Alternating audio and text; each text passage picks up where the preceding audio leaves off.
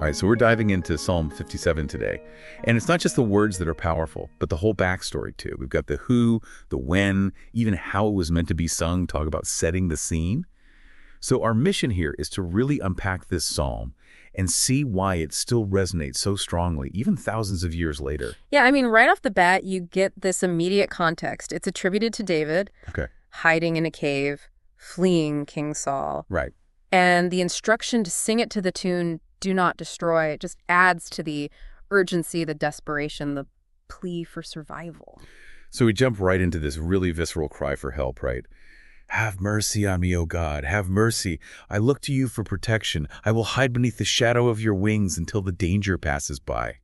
You could just picture someone seeking shelter from something truly terrifying.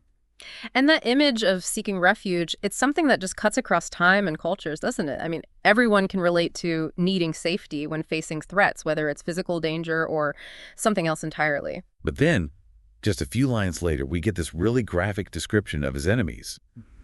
Fierce lions, whose teeth pierce like spears and arrows, and whose tongues cut like swords. That's some seriously intense imagery. Thou king. But then, almost in the same breath, he says, my heart is confident in you, O God. My heart is confident. No wonder I can sing your praises. How does he go from that palpable fear to such unwavering assurance? It almost seems like a contradiction at first. Yeah. But it really speaks to that core idea of faith, right? Yep. Choosing to put your trust in something bigger than the immediate danger. And it's not about pretending the threat doesn't exist, but rather finding a kind of inner strength and resilience that comes from that confidence. It's almost like, yeah, things are scary, but I know I'm not alone. And it's not a passive kind of trust either. Right. He doesn't just sit back and hope for the best. In verse 2, he says, I cry out to God Most High, to God who will fulfill his purpose for me. And then verse 3, he will send help from heaven to rescue me. So there's this active expectation of divine intervention, like he's really counting on God to step in. Absolutely. It suggests this deep conviction that God is not just watching from a distance, but actively working to bring about his plan.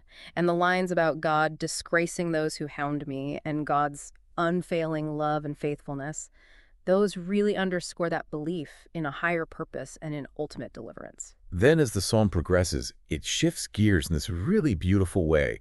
We get this call to praise. It's almost like an internal pep talk. Wake up, my heart. Wake up, O lyre and harp. I will wake the dawn with my song. And then it expands outwards. I will thank you, Lord, among all the people. I will sing your praises among the nations.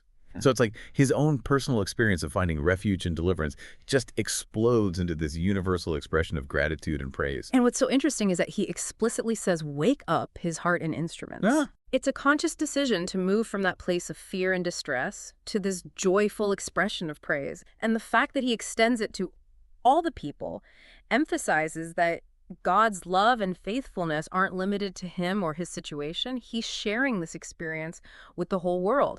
And I love how he describes those attributes. Your unfailing love is as high as the heavens.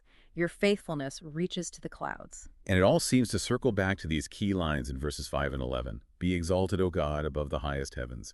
May your glory shine over all the earth.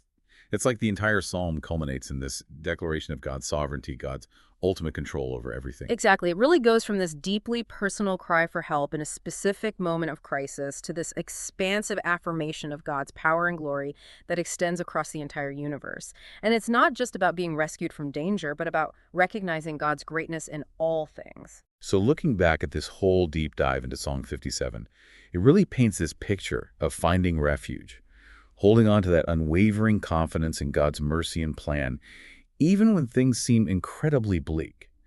And then it goes beyond that to this amazing and expansive expression of gratitude and praise, recognizing this love and faithfulness that just knows no bounds. And this begs the question for all of us listening. When you think about the challenges and anxieties in your own life, how can you tap into that same kind of inner strength and hope? How can you cultivate that sense of confidence and find your own unique way to express it? It's a powerful message and definitely something to reflect on.